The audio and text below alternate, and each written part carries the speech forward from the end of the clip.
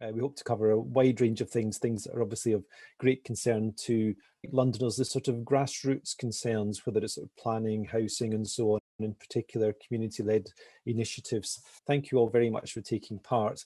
The one person we don't have, sadly, is Sadiq Khan. Thank you so much for having me. I would not have missed this event. I think the work that is done by the community groups represented here and so many like you across the city is so valuable, and it's really important that politicians listen to you and get feedback. My plans before the pandemic, in the election that was cancelled this time last year, were very much about transforming London. But in the context of the pandemic, after the year we've had, I think Londoners are crying out for something that genuinely represents a new start. And my campaign, I think, is the only one that does that. So I came into City Hall as an Assembly member 5 years ago, very much on a platform of wanting to work more closely with grassroots groups and fix some of those levers about where power lies within how London is governed. And I did work with groups to make some changes, things like winning ballots for estate residents. And I think that is genuinely a start and something we helped win together, a big U-turn from the current mayor. We need to remake the London plan from scratch, working with people and having that important statement of community involvement that I know the groups here are very much after. And I think you'll only really get a green recovery, the greenest city in the world, if you elect a green mayor and put a green vote first in this election, and also get some more assembly members into City Hall so that whoever is the mayor, we've got a group of people working with you and with those principles, pushing whoever is the current mayor, whoever is the mayor to do better. Thank you to everyone who's organised this and who's put so much work into the questions and the topics that we have this evening. I know they are things that are very important to a lot of Londoners. And I think what all the groups have in common this evening is the love that they have for the place that exists and the places that hopefully will exist in future, and their willingness to take the time to look after it. One of the things that comes up, I think, time and again that I see in planning issues and in many of the questions we have, I think the issues for this evening are about getting local people involved early in the process so that it doesn't just suddenly arrive as a planning application, as a fait accompli that has to be voted for or against. Some of the worst applications end up that way. And you can see that with some changes to the plan, it could have been a much better development for everyone. And certainly as a Conservative, I worry a lot about formation of families and the pressures on families from housing stress and overcrowding. And I do worry that the breakdown of that natural cycle of forming families and family life and settling down and starting a family is under real pressure, particularly in London. I think housing is one of the biggest threats to that.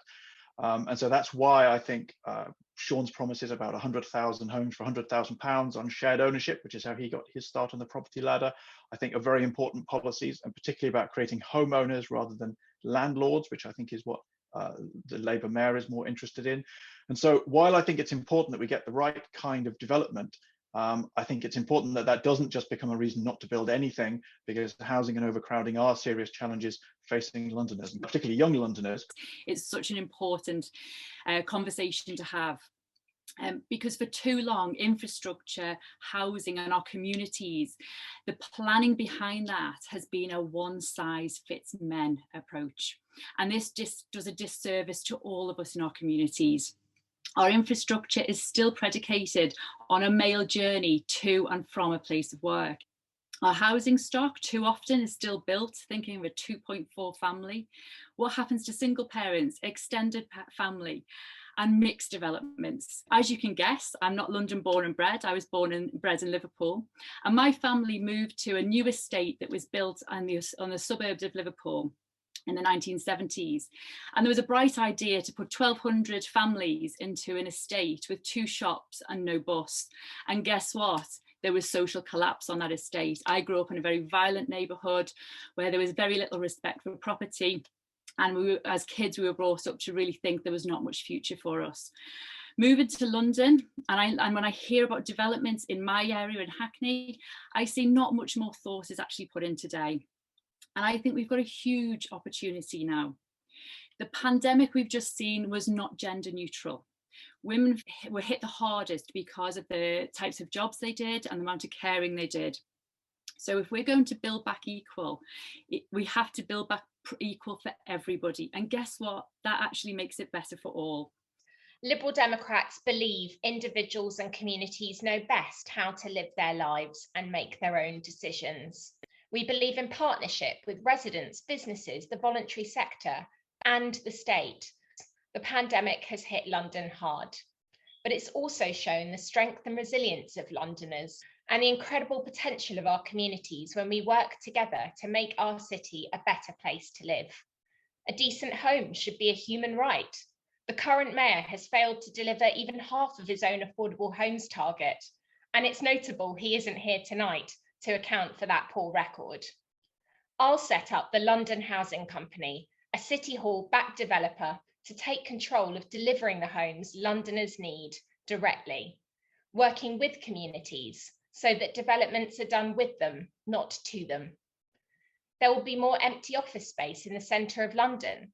I'll convert that empty office space into high quality, affordable homes for Londoners. They've done it in Rotterdam, so we can do it here too. So as Mayor, I'd publish City Hall's first Statement of Community Involvement. This would be a promise to all Londoners that there will be proper community involvement in planning decisions across the capital.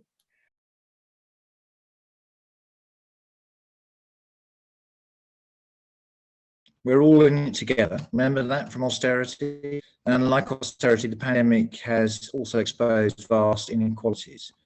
A home with good daylight and access to green space has proved critical to well-being and mental health during the lockdown. Exposure to sunlight increases release of mood-boosting serotonin. Now, the London plan sounds sunny enough, promising good growth by design, optimising designs which benefit everyone, including protection of the daylight that comes into our homes, except a new London plan draft guidance, small print, proposes cutting the amount of daylight deemed adequate by up to half. How? The existing BRE guidelines for sunlight and daylight have been in place for 30 years. Is there new research that shows we now need less daylight? The GLA commissioned a company called Point 2 to draft alternative values. Point 2 are the go-to advisors of daylight for developers.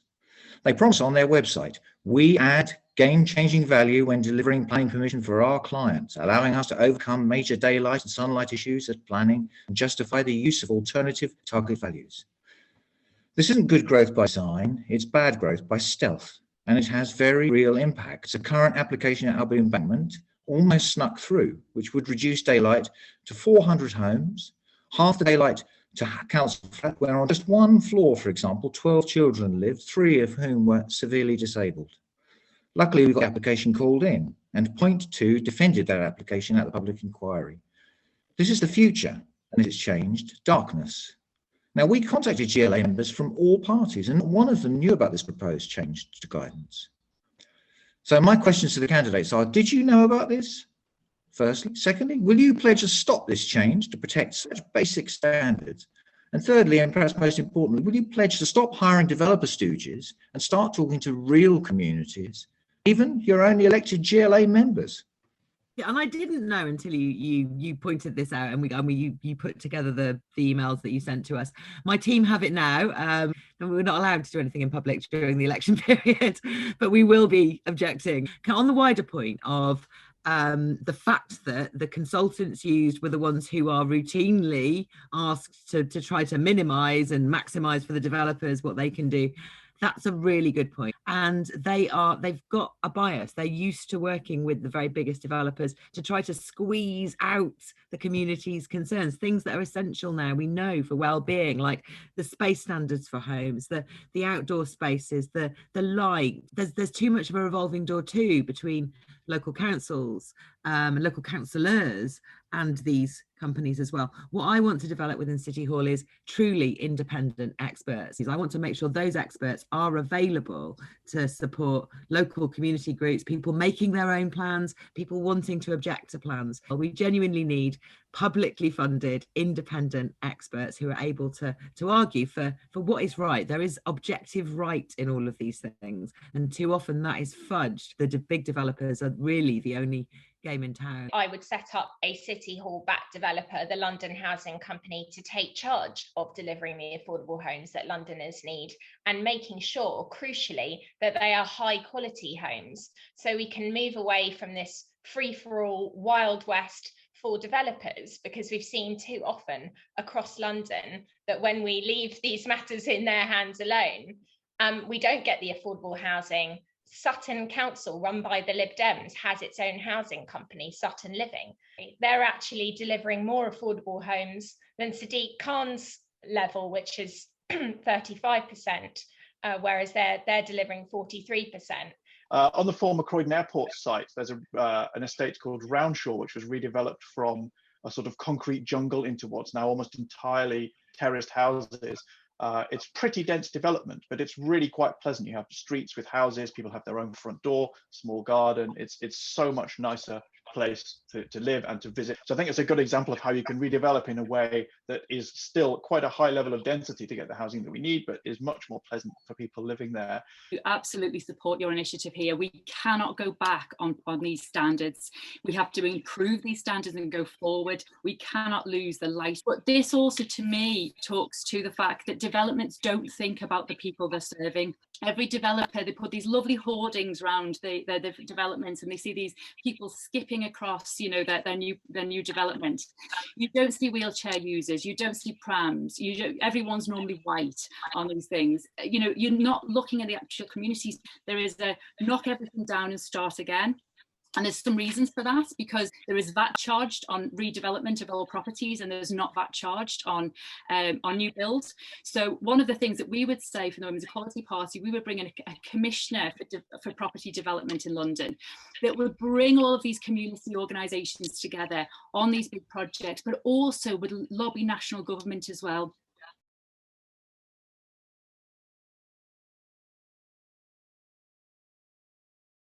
We have been at this for 10 years. I mean, the community group's been led for 10 years to try and make sure that any scheme results in an integrated, sustainable and thriving community. But the issue right now is, after all of that time, it's been called in by the GLA, and a scheme which Richmond as a council already said was pushing the boundaries of what's possible is now much bigger. They've got 40% more residential units, up to 3 extra stories in height, and no credible traffic mitigation, even though that's one of the reasons the GLA gave to call it in. And all of those changes made with no community involvement whatsoever. What message does it send to these community groups if after 10 years of this effort, their input gets so shamelessly bypassed? But secondly, what can you actually tangibly do to get a particular plan like this one back in line with the community's ambition, the inherent constraints, and even in our case, the updated London plan? I think the challenge, which is probably where a lot of these things, the rubber meets the road, is how do you get developers who aren't wise to understand that a wiser approach is to talk to people rather than sort of try and squeeze something through. I've seen how early conversations with local people can result in a better plan and an easier path through planning. We need a lot more homes, but if we don't build communities, we're just storing up problems for ourselves in years to come. And that's why we want to bring a commissioner for the built environment that actually goes and works with the local authorities to try and change this mindset from developers that it's pound over people all of the time. I would like full control over housing, planning and land. I think, you know, we do need to have a different planning system, and for London to have more control over it, and for it to be much more generative as opposed to responsive. One thing that the mayor does have powers to change processes. There is a rule now that for where you're planning to knock down social housing, you have to go through the estate regeneration guidance that was written. Now, the mayor's estate regeneration guidance is now something that has to be followed if you're going to do something like that. Residents need to be involved from the start at the goal setting stage. Then the next stage I talk about is residents need to be supported with resources to develop their own plans. Communities are perfectly capable of producing master plans of their own for an area, with it, which then developers have to comply with if they don't own the land, or which then, if it's public land, the public authorities are then obliged to follow through and make those plans. I mentioned the example of Sutton earlier. They have a committee system for making decisions. They don't have cabinet members, very different to the way Labour-run councils work, which are very top-down. I did visit the site last year, and it's an interesting example because the mayor's trying to compensate for his poor housing record by rushing something through that hasn't been thought through because he's not hit his quota. The City Hall-backed developer that I would set up would be a really powerful force, and that problem whereby you end up often negotiating from a point of weakness with developers, this would put City Hall on the front foot because it would be a disruptive new player in London's housing market, setting the standards for community involvement and delivery of affordable housing.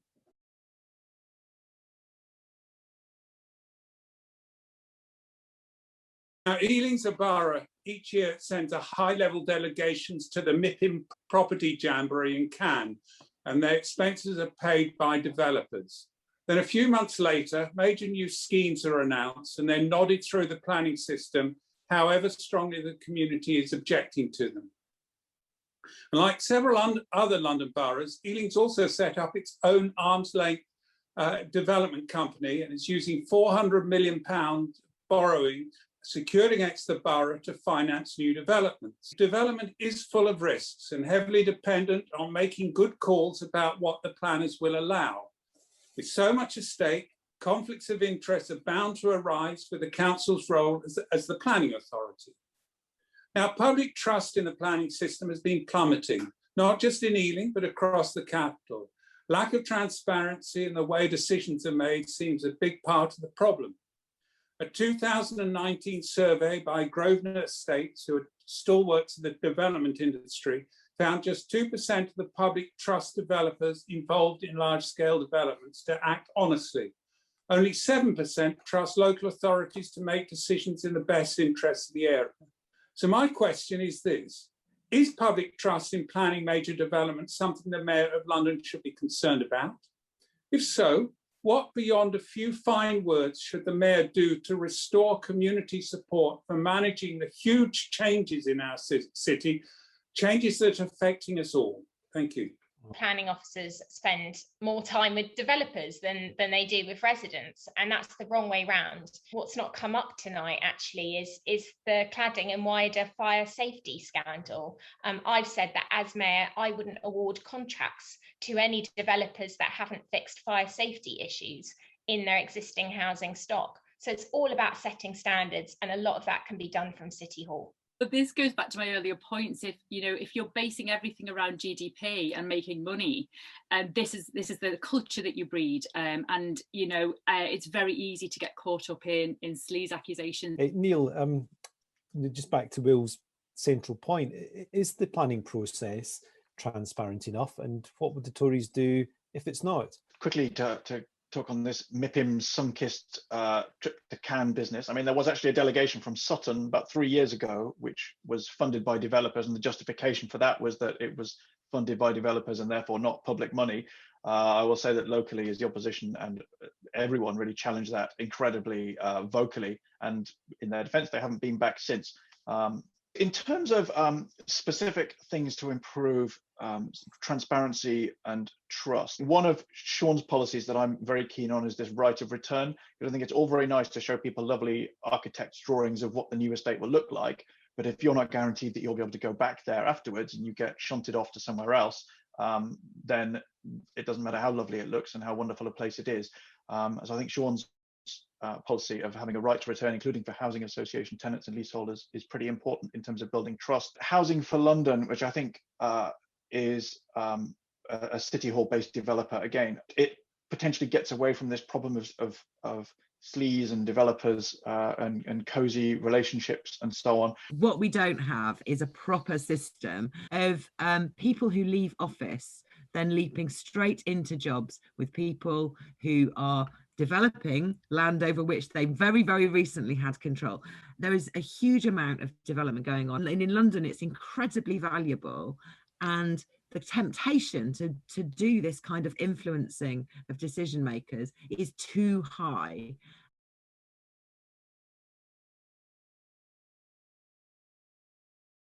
So greetings from South East London. So my name's Hazel Flynn and I live on the Old Kent Road in South London, SE16, and I represent the Old Kent Road Community Campaign. The Old Kent Road has been designated an opportunity area by the GLA, and as a result, there are going to be about 20,000 new homes built on and around the Old Kent Road. Most of these homes will be in huge tower blocks, many over 48 stories high. And of the 20,000 new homes, over 13,000 are officially unaffordable for Southwark's existing residents. That's unaffordable. The average salary of our Southwark residents is in the area between 24 to 31 grand a year. And the cost of the housing are now being estimated as $500,000 for a 1 bed, 600 grand for a 2 bed, and up to 750 grand for a 3. We suspect that many of these properties will be marketed to and bought by overseas investors with no interest in our communities or to live and thrive here. That only 5,000 of those properties are for social rent, and the majority of those are small bed sizes, 1 and 2 beds. And at present, there are 14,000 Southwark housing people on the Southwark housing waiting list, with many families needing larger units, larger property units, and they are destined to remain on those lists forever. And we expect that those numbers to increase because of this pandemic. The GLA's own report in 2018 has stated that the proliferation of tall buildings is failing to meet housing need in London, and this is happening on the Old Kent Road. This is all linked to the mothballing of the Bakerloo line extension by TfL, and they have now confirmed the project will not even be considered for at least another 10 to 20 years. Without this critical infrastructure, much of the developments have already given planning permission by London Borough Southwark are likely to be financially unviable, and we're not even sure they're ever going to be built. But the views and desires and wishes of the local communities are being ignored, and local businesses have suffered and have had to close.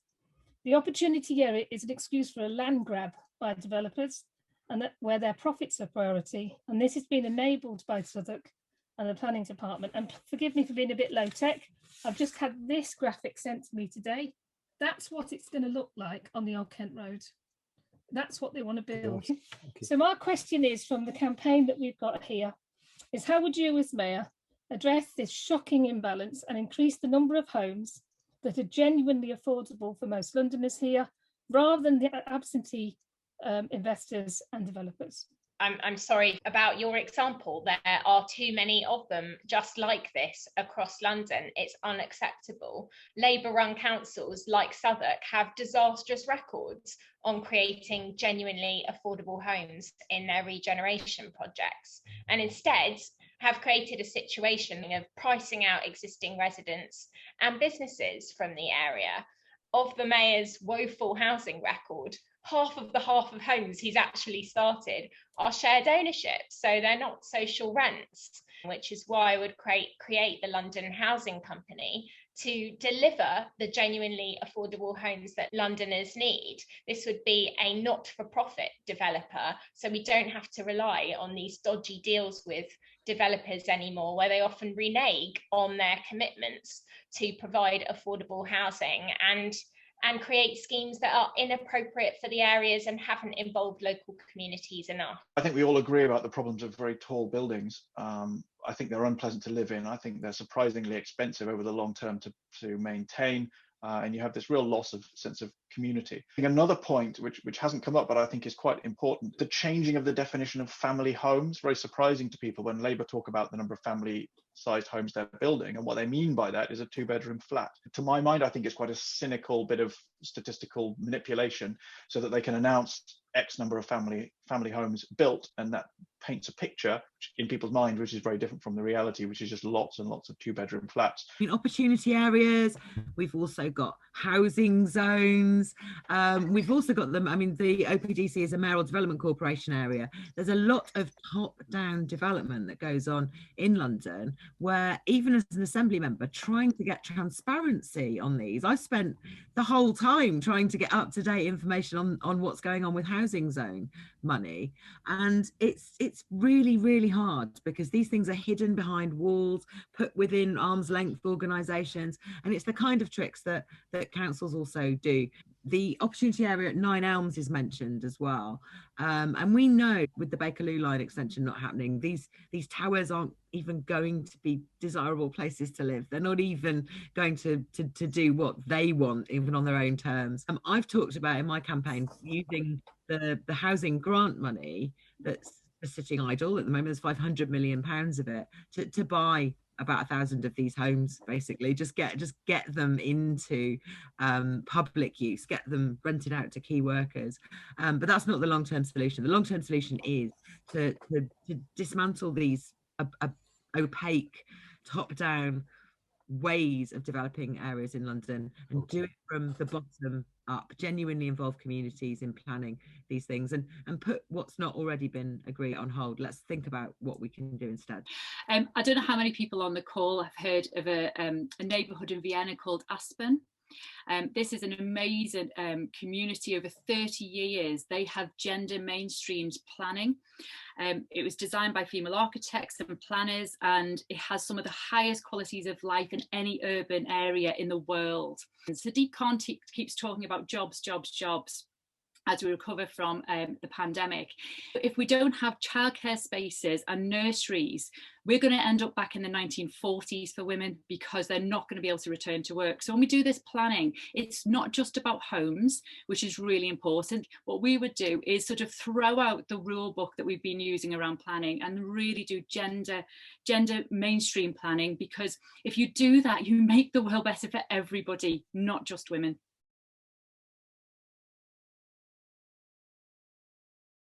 Good evening. My name's Simon Donovan, and I'm asking the question on behalf of an informal campaign group of community groups and built environment professionals called Collective Community Action. And we're campaigning for local views to be heard. So I live in Rotherhithe, in the flat I was born in.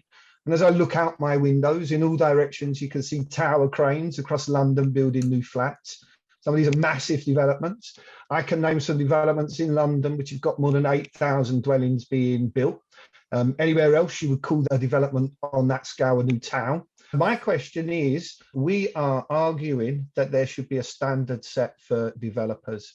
If you agree that there should be a standard or a kite mark or an accreditation, how would you measure these developers, and how would you make sure they commit to 10, 15 years of keeping their promises? This is why the statement of community involvement is so important. I mean, the kinds of parameters I'd be looking at are things like making sure that buildings are safe. If developers have a poor record, then I wouldn't work with them as mayor. We know that there are thousands of leaseholders across London still trapped in unsafe homes. So the first thing the mayor can do is ban contracts with those developers. There needs to be criteria for affordability as well, and that needs to actually be met, and not something that developers can just row back on. And that's why having a new player disrupting the market is so important, and setting that standard is the importance of consultation, and that needs to happen throughout the process, not as an add-on. I would also work with local councils to ensure that residents know how much money their councils collected from Section 106 and SIL agreements, for example. Too many Londoners don't. So there needs to be far more openness about this and engagement with the public to make good use of these funds so that they deliver the projects that local communities want and need. We'd like to go further than a kite mark or a statement. We would actually use a citizen assembly model to scrutinise the entire 18 billion annual budget that goes through City Hall, because that's when you start to really get community involved in democracy. Simon, I'm not sure about this. I don't think I want to give tick approval to some developers. What I want to do is set clear rules for everybody to follow through funding and planning policies, and then stimulate an alternative to the big developers. Let's have different developers being created. Let's have more co-ops, let's have more mutuals, let's have more community interest companies, let's have more people able to build who are not the big developers. So I'm not sure I want to go through all the hassle of trying to create a kite mark for big developers. I want to set some rules they have to follow that are legally binding. If they follow them, then they're not be prosecuted.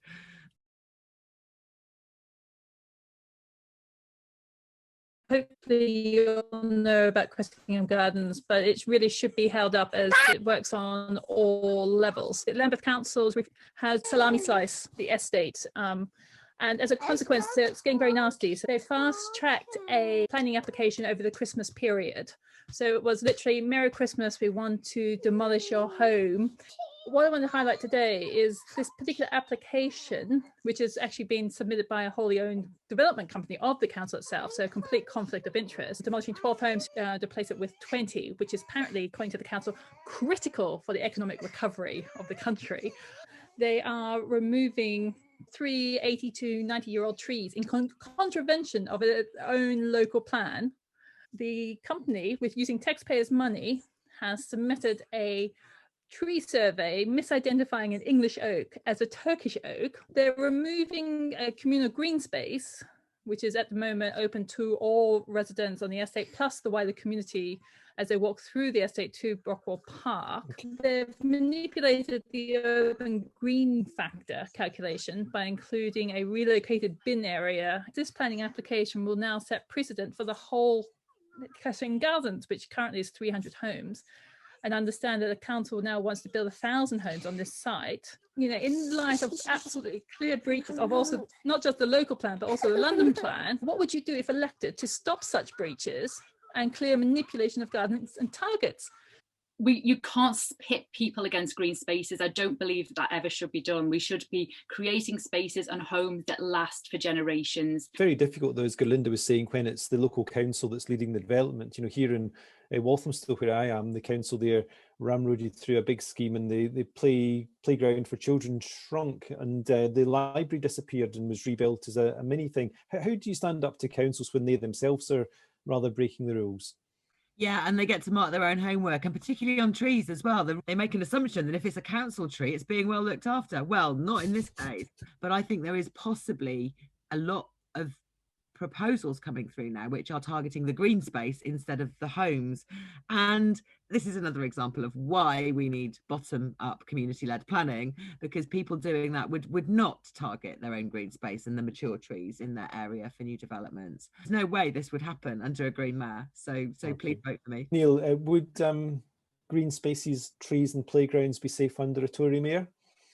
Well, I'd like to hope so. I mean, looking at the changes being proposed in Cressingham Gardens, it is the exact opposite process of taking terraced family houses that people like and turning them into tower blocks, when, you know, it's been so successful going the other way here. So it's kind of heartbreaking to see that happen. Those immediate green environment around places where people live, I think they're very important. I think I would also point out again the problem of Labour reclassifying 2-bedroom flats as family homes. So in this case, they're demolishing a load of literally family homes, replacing them with lots of flats. And you may well find Labour claiming that on paper they've increased the number of family homes, which is a bit of a sick joke. And my concern is that London needs to be not just a sort of city for 20-year-olds in studio flats. We need to keep people here. We need to retain the talent.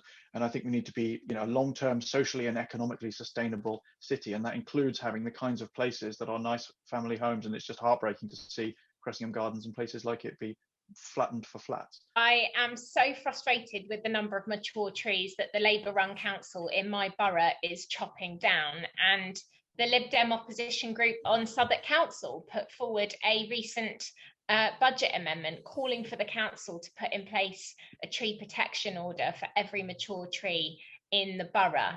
We need to be much more creative about making use of the existing spaces that we have in London in order to deliver housing. Looking at office to home conversions, public land that's available owned by TfL and the NHS, and also bringing empty homes back into use. Developers will always push the line that they have to build on our green spaces, as often the land can be relatively cheap or it doesn't pose the same challenges that can exist with some brownfield sites. So I've also got a plan to rewild London with more green roofs and walks. So you will actually have more urban greenery, particularly in the centre of London. The Silvertown Tunnel is a motorway with dedicated HGV lanes between Greenwich and Newham, which is the most polluted borough in the UK. and incidentally 100+ trees will be cut down. Will the Silvertown Tunnel make it easier or harder to achieve World Health Organization targets for both particulates and nitrogen dioxide, which is something that the Mayor has pledged to achieve? So if you were Mayor, what would you do about it? The Conservative view is that East London does need a river crossing. As an asthmatic, Sean is very concerned about air quality. I know that what he's looking to do is to look at where emissions are actually being generated and then tackle those at source. So, for example, converting the bus fleet over to zero emissions. Likewise, interest-free loans for black cabs to transition over to the new electric cab. That would also, if that were taken up, that would also be the equivalent of 1 million private cars coming off the road. We're not in favour of it at all. From an air quality perspective, it's another infrastructure project that promises to deliver wealth and economy and to help the economy. And every time there's a downturn in the economy, everyone reaches for the hard hats and the sort of the high-vis vests. And we say, actually, if we start to invest in a care-led economy, first off, that's green jobs that you're creating. And we'd also introduce a wellbeing budget for City Hall, where we measure the success, not just on GDP and economic growth constantly, but the impact on the environment and people across London. It's a scandal that both Labour and the Tories support increasing pollution in our capital. So I would scrap this polluting project on day one. I've had Sadiq Khan saying he inherited it from Boris Johnson, and now we've heard Neil saying this is Sadiq Khan's plan. So I don't think they're as in favour of it as they say. They're just scared to go out and cancel it, and I'm not. I would cancel it on day one. I've been a campaigner against it since 2013, which I think kind of proves that it wasn't Sadiq Khan's idea in the first place. The Green Assembly members have exposed the fact that it's going to cost more than £2 billion. This is something that absolutely has to go. It's one of the worst ideas I've ever seen. What we need is a can-do mayor who's focused on opening London back up, with getting the London economy moving, focus on placemaking and community development that we've talked about tonight. And I just feel that London could be going places, whereas the alternative is Labour, who couldn't even be bothered to turn up. This sort of premise that the only way to ever fix an economy is to build things is just not right. We can build a green economy and a people-led economy. We would love you to give your orange ballot paper vote to the Women's Equality Party. We want to make sure that we hold them to account and make sure that women are not left behind. We can be an important, vital part of rebuilding this fantastic city. I think the lesson learned from our discussion tonight is that we need to work together with local communities to make sure that every neighbourhood in London is an attractive, affordable and healthy place both to live and to work.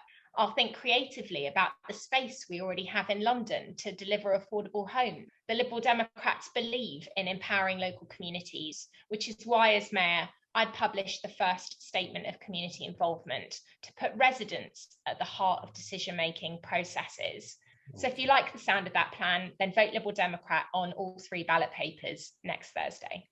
We need to build a truly healthy city, a city that is fit for the future, which is a healthy society, which has a healthy environment.